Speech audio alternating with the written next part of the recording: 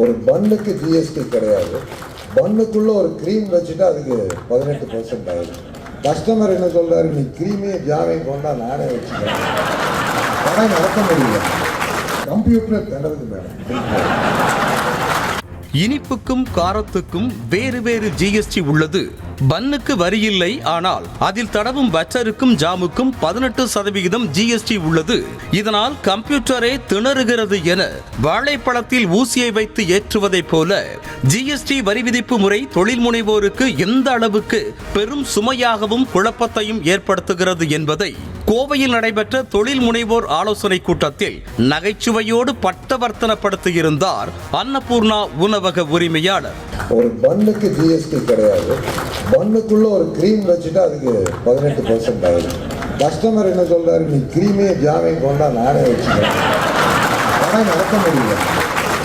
ஒரே மாதிரியே பண்ணணும், தனித்தனியா வைக்காது. ஏன்னா வீடு ஒரு ஃபேமிலி வந்து கம்ப்யூட்டர் திணறுது மேடம். அதுவும் மேடையில் அமர்ந்திருந்த அன்னபூர்ணா உணவக கஸ்டமரான பாஜக எம்எல்ஏ வானதி ஸ்ரீனிவாசனையே உதாரணமாக காட்டி சந்தர்ப்பத்தை சமயோஜிதமாக பயன்படுத்திக் கொண்டு ஜிஎஸ்டி வரி விதிப்பால் சிறு குறு தொழில் முனைவோர் படும் கஷ்டங்களை அன்னபூர்ணா உணவக உரிமையாளர் சூசகமாக உணர்த்தியிருந்தார். இதே அம்மா வந்து உங்க எம்எல்ஏ அம்மா தான் இதெல்லாம் பண்றது. அவங்க இந்த தொகுதியில் இருக்காங்க. கடையில் வந்துட்டு வடநாட்டில் அதிக ஸ்வீட் சாப்பிட்றாங்க. அதனால தான் அம்மா இங்கே அதுக்கு 5% காரத்துக்கு 12 பண்ணிட்டாங்க. இந்த அம்மா வர வேண்டியது ஜிலேபி சாப்பிட வேண்டியது, அடுத்தது காஃபி கொடுக்கணும், காரம் வேணுங்கிறது. காரத்துக்கு 12ன்னு சொன்னால் உடனே சண்டைக்கு வர்றது. இது டெய்லி எங்களுக்கு நடக்குது பிரச்சனை. ஒரே பில்லில் ஒரு ஃபேமிலிக்கு டிஃப்ரெண்ட்டாக ஜிஎஸ்டி போட்டு கொடுக்கறது கஷ்டமா இருக்கு. ஆனால் மேடையில் எதுவும் பேசாமல் மௌனமாக இருந்த மத்திய நிதியமைச்சர் அது குறித்து தனியாக செய்தியாளர் சந்திப்பு நடத்தி விளக்கமளித்தார். அதில் அன்னபூர்ணா உணவக உரிமையாளர் ஹோட்டல் தொழிலில் இருக்கும் பிரச்சனையை ஜனரஞ்சகமாக பேசியிருந்ததாகவும் இதனால் தன் மீது எழும் விமர்சனங்களை பற்றி கவலை இல்லை எனவும் கூறியிருந்தார். ஹோட்டல் இண்டஸ்ட்ரியிலையும் இதை பற்றி நிறைய அவங்க மெமராண்டம் மூலம் கொடுத்தாலும் அவர் பெரியவர், தொழிலில் ரொம்ப நாளாக இருக்கார், கேள்வி கேட்டார். ஆனால் அதுக்கு நான் அங்கே பதில் கொடுக்கல. உங்கள் மூலமாக நான் இப்போ பதில் சொல்கிறேன். குழுமம் பார்த்துக்கிட்டு இருக்கு அந்த விஷயத்தெல்லாம்.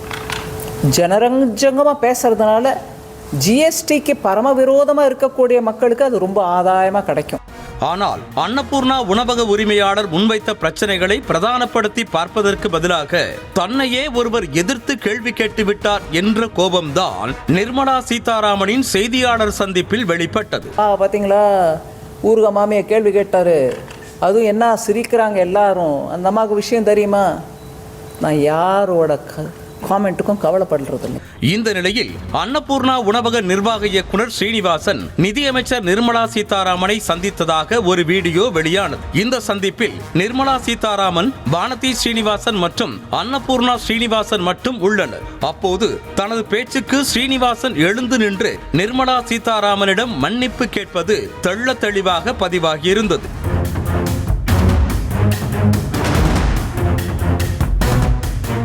ஜிஎஸ்டி முறையை கொண்டு வந்ததில் இருந்தே தொழில் முனைவோர் மத்தியில் பல்வேறு குழப்பங்கள் நீடித்து வருவதாகவும் பல சிறு குறு தொழில் முனைவோர் தொழிலை தொடர முடியாமல் நிறுவனங்களையே இழுத்து மூடும் நிலைக்கு தள்ளப்பட்டதாகவும் ஒரு தரப்பினர் குற்றம் சாட்டுகின்றனர். அது மட்டுமின்றி ஜிஎஸ்டி முறையால் மாநிலங்களுக்கு இடையிலான நிதி பகிர்விலும் பல்வேறு சிக்கல்கள் இருப்பதாக குற்றச்சாட்டு முன்வைக்கப்படுகிறது.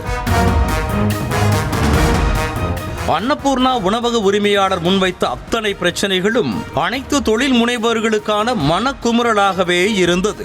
அப்படி இருக்க அன்னபூர்ணா உரிமையாளர் மன்னிப்பு கோரிய வீடியோவை பாஜகவினரே வெளியிட்டு எதிர்த்து கேள்வி எழுப்பியவரை மன்னிப்பு கேட்க வைத்து விட்டோம் என்ற தொனியில் அந்த வீடியோவை பரப்பியது இன்னும் கொந்தளிப்பை ஏற்படுத்தியது.